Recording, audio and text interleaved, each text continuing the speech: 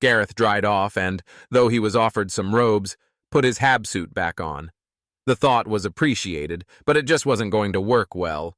He hoped they didn't see it as rude. The seal on the suit locked, and he opened the door. Penn was leaning against the wall with her arms crossed. He noted her foot tapping against the ground repeatedly before she turned to him.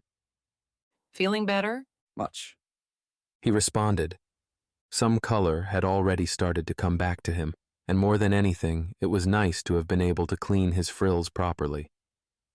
How about you? He asked. Unlike himself or most of the rest of the crew, he couldn't really find a physical benchmark of stress for Penn. She looked about the same as far as he could tell. Better. Starving, though, I think I could eat a whole pig. I'm not sure what that is, but we probably have a better chance of finding it here than anywhere else. I could ask around. Her sudden laugh caught him off guard. He cocked his head and she answered his confusion. It's a figure of speech. Ah. It clicked in his mind. A pig was probably more than enough food for one person. She was simply hungry enough to make a go at actually eating a whole one. He imagined a lep fruit, but 8 times the size. What is a pig?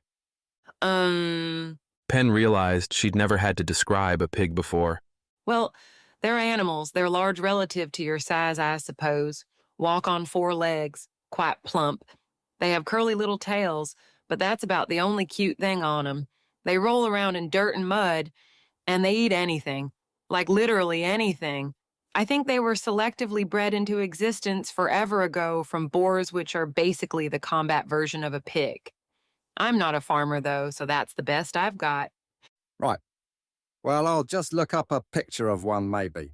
Boars, though, like the word boorish. Oh, and pigsty. I would assume that's where it comes from. She shrugged.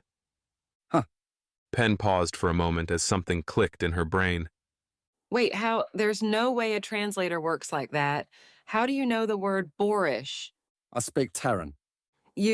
Since when? Gareth shot Penn the violin version of a grin of superiority as he passed by her. He held a hand up to the side of his head and turned off the translator. Since well before we met, though you have introduced me to a few more curse words than I was familiar with. Most language courses don't include a lot of cussing. His voice, usually overscored by a translated robotic voice, came through clearly for perhaps the first time. It was almost odd, and although his physiology was certainly not built for human speech, he managed a clear and understandable tone quite well. The only tell was the wiry pitch and the sporadic clicks native to his own language that still came through here and there. Penn followed him down the stairs, asking him when he was going to tell her this. He wouldn't answer, thoroughly savoring his moment getting one over on her. Now that she thought about it, he had answered Taran linguistic questions in front of her a few times. Not to mention he was always a bit quicker to understand her at times. They were greeted by Doug and Maya as they stepped back out onto the front porch. The old woman waved them over as she turned back down the street.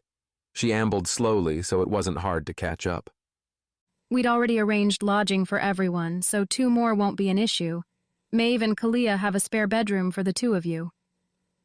I know I've said it before, but we really are grateful for all you've done. Please.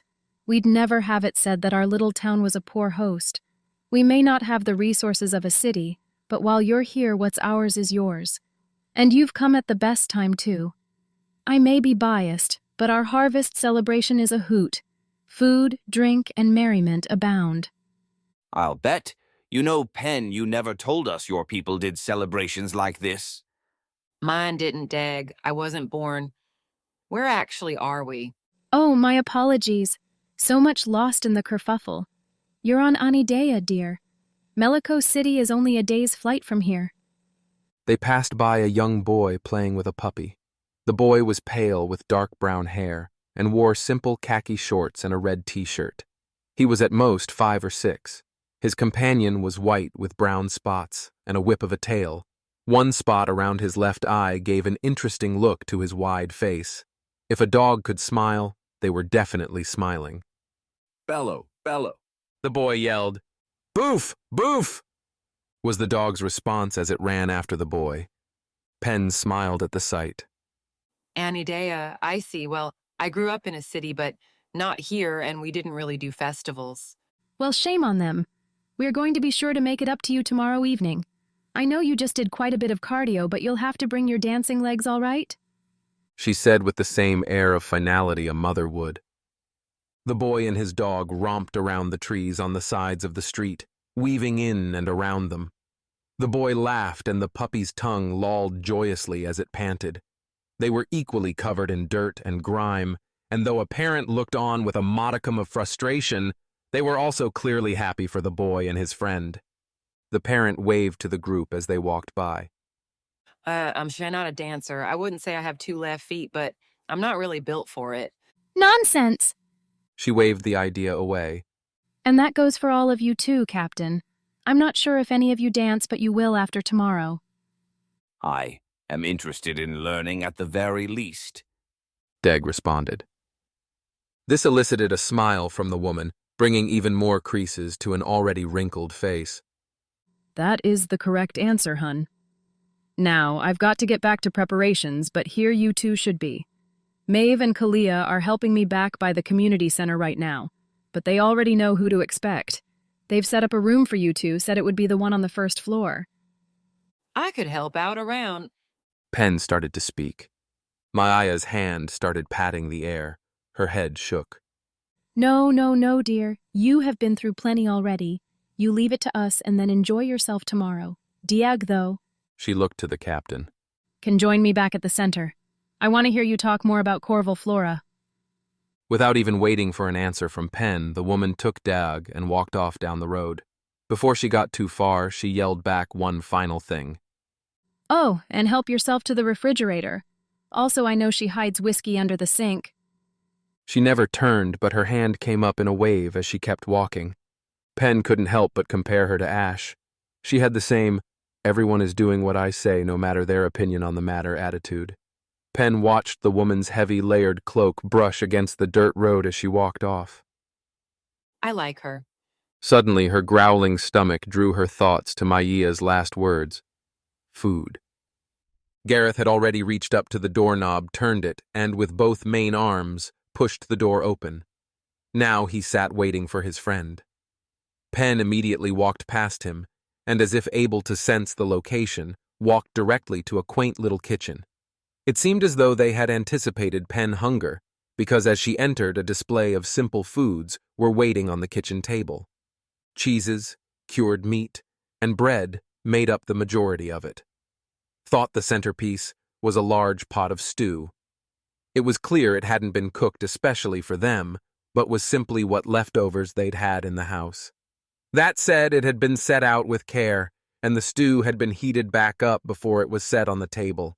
A blessing above blessings to the starving Penelope, who wasted no time in rushing over and helping herself. As she sat and filled a bowl, she noticed one final thing sitting on the table. The bottle of whiskey sat within reach. A note was pinned underneath it. She pulled it out from under the bottle and read the quickly jotted handwriting. Hey, we're out helping the mayor. Probably won't be back till you're asleep, but please help yourself. And as I'm sure she already told you where I hide this, go ahead and have a glass, cupboard above the sink. It's good stuff. Maeve. She'd drawn a small, winking, smiley face next to her name. Penn picked up the clear glass bottle and gave the dark amber liquid a swirl. She whistled at the sight. I thought whiskey wasn't your preference. Gareth sat next to her. It is right now. She said as she retrieved a glass from the cupboard and poured a truly tiny amount of the liquid into it. She raised the glass to her companion before knocking it back and digging into her meal. A chill ran through Gareth's shell at the almost ferocious way she ate. That said, he'd never seen her with a more satisfied look on her face.